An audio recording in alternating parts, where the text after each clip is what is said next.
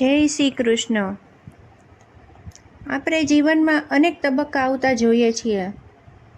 ક્યારેક સારી ઘટનાઓ આપણને ખુશી આપે છે, તો ક્યારેક દુઃખદ ઘટના આપણું મન તોડી નાખે છે।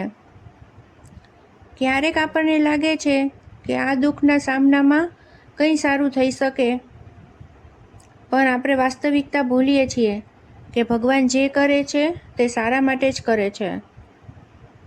આ આજના વિષયની વાત છે। ક્યારેય વિચાર્યું છે કે જીવનમાં એવી ઘટનાઓ કેમ થાય છે કે જે આપણને ન ગમે? ઘણીવાર જો આપણે કોઈ નકારાત્મક અનુભવમાંથી પસાર થઈ રહ્યા હોઈએ તો આપણું મન પ્રશ્ન કરે છે કે હું જ કેમ? પણ હકીકત એ છે કે ભગવાનની દરેક ઘટના પાછળ એક ઊંડો અર્થ છે। આપણે અહીં ઘણીવાર ફક્ત તાત્કાલિક દુઃખ જોતા હોઈએ છીએ, પણ સમય જતાં એ જ ઘટના આપણને નવી તક કે સબક આપે છે। આપણે અનેકવાર જીવનના જલ્દીથી પરિણામને જોતા હોઈએ છીએ, પરંતુ ભગવાન ભવિષ્યમાં આગળ શું કરશે તે ફક્ત ભગવાન જ જાણે છે। અમુક સમયે જીવનમાં આપણને ન ગમતું હોય તે થતું હોય છે, પણ તે જ્યારે થાય ત્યારે તેમાંથી આપણને કંઈક મોટું શીખવા મળે છે। આ છે ભગવાનની યોજના। ભરોસો એ છે કે જ્યારે દુઃખ આવે ત્યારે આપણા હૃદયમાં ભગવાનનો આશરો લઈએ, કારણ કે અંતે તે જ આપણું માર્ગદર્શન કરે છે। આપણું સમર્થન પણ ત્યારે જ થાય છે જ્યારે આપણે ભગવાનની યોજના ઉપર વિશ્વાસ કરીએ।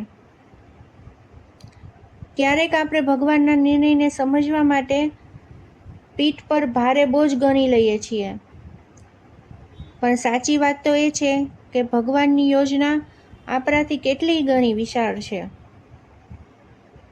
તમે એ સુનિશ્ચિત કરી શકો છો કે ભગવાનની દરેક પ્રક્રિયા, ભલે તે આપણે ન સમજીએ, તે આપણા માટે જ છે।